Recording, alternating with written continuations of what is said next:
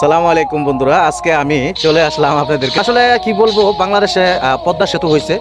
তো পদ্মা সেতুর পাশাপাশি আবার আসলে এই উদ্যোগটা নতুন সরকার যে নিয়েছে, এটা আমার তরফ থেকে অনেক ধন্যবাদ সরকারকে।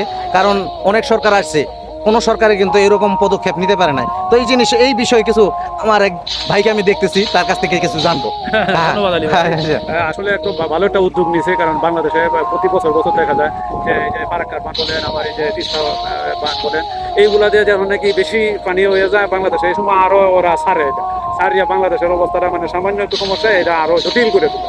কাজে আমি মনে করি যে এই ব্যারেজ যদি হয়ে যায় তাহলে আমার মনে হয় যে কিছুটা হলে আমরা রেহাই পাবো।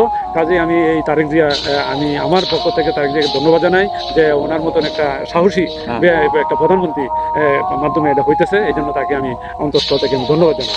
আমাদের দেশে যে বন্যা হয়, হ্যাঁ, হ্যাঁ। বন্যা হয় যে আমাদের পার্শ্ববর্তী দেশ যে ভারত, আচ্ছা, আচ্ছা।